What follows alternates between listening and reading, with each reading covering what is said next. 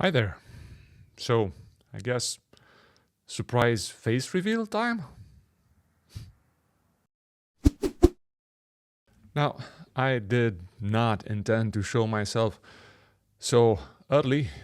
I need to put out a reaction to a video that crossed my feed the other day from one of my favorite creators, actually, bar none. He's really funny. Like, he's top tier funny. I love his videos. But this one, this time, he had a take so wrong. You can see for yourself.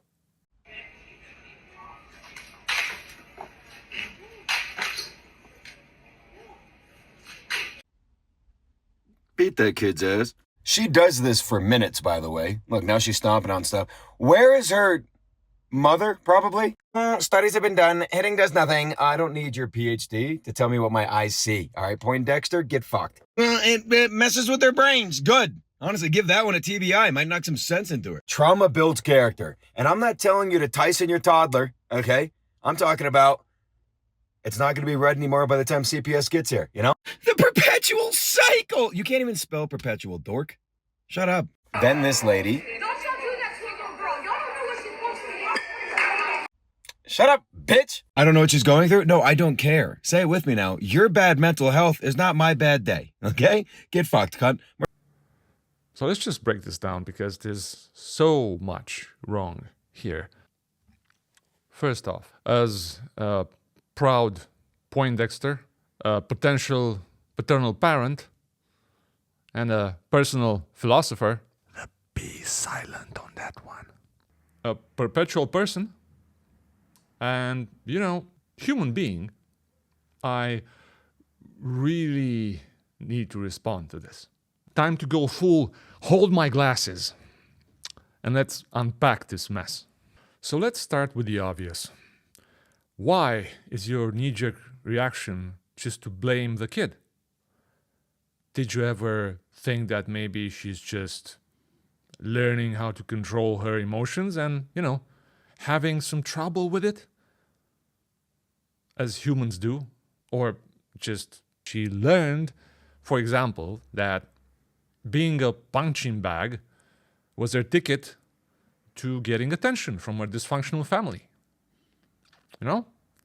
Let's trust me, that strategy works. I know, because I've done it. And something tells me you know just as well as I do that getting hit beats being invisible. Every single time.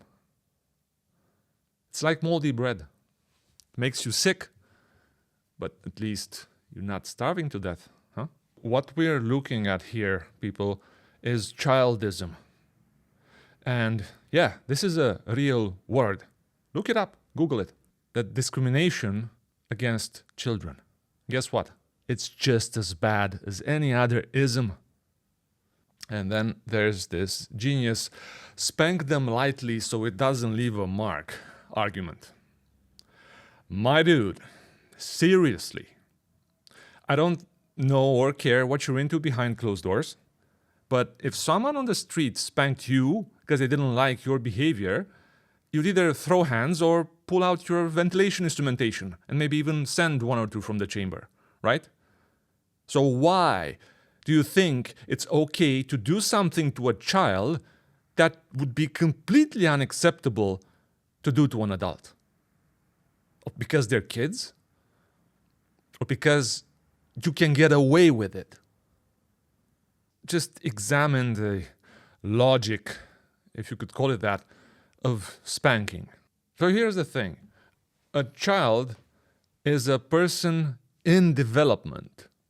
They're not a full person yet. Their brains are undeveloped. Their emotions are still forming. So in many ways, they're like adults with developmental delays. Right? And I'm not going to say the R word, but let's be real. If someone suggested hitting people with developmental disabilities to teach them a lesson, to educate them, this guy'd be the first one to pop off harder than a Coke shaken for a week. And I'd be right there next to him. But when it comes to kids, he has no problem with it. And yet somehow he doesn't spontaneously combust in a fiery explosion of hypocrisy. Please, make it make sense. So let me say this loud and clear and with all the love and affection possible. Just because it was done to you as a kid, that doesn't make it okay. And if it wasn't done to you, but you wish it had been, I'm even more sorry, because that's definitely the worst option of the two. But saying spanking is the solution to neglect is like trying to grow a tree by cutting off its roots. It doesn't make any sense. You don't see farmers beating their crops to make them grow faster. You don't see them beating their animals to get them to grow bigger and stronger. Somehow, with children, trauma builds character. Violence is the way to do it, right? It doesn't make any sense. Then we encounter this medieval notion, because this is the argument that follows here. If you confront a parent that does this, their answer is going to be, hey, it's my kid and I'm going to raise them how I see fit. But what do you mean they're your kid? That doesn't make them your property.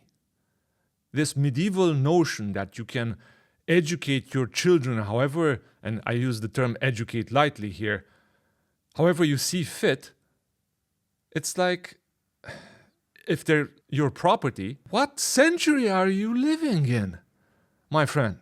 I thought we all agreed that slavery was wrong. How do you own children? Do you see how deep this childism thing goes? Like they're the only persons on this planet who are okay to be owned at this point by their parents. Oh, but it gets worse. It gets so much worse. Think about it like this. Pets are your property, right? And yet, spanking your dog would horrify the same people who somehow think it's okay to spank a child. Well, newsflash, people, treating your kids worse than your pets is seriously wrong. I mean, I can't believe I have to say this. Children deserve at least the same protections as pets or as persons with developmental disabilities. Owning and hitting a defenseless human being is never okay, no matter what you call it. If you call it education, if you call it spanking, if you call it gobbledygook. It's wrong. Period. End of story. I hate that I have to say this, but it's part of my job, unfortunately. To sum it up, hitting your kids isn't just ineffective, it's hypocritical. It's morally bankrupt and it's downright cruel. If you want to discipline a child and if you want to teach them how to discipline themselves, because that's really the optimal outcome, right? Try compassion, try patience, try watching my channel, because I'm going to show you how to apply the virtues of courage, empathy, honesty, and curiosity in your daily interactions with your kids and how to model these virtues for them. Because, that's the key here, people. To be a good parent, you need to first be a good person.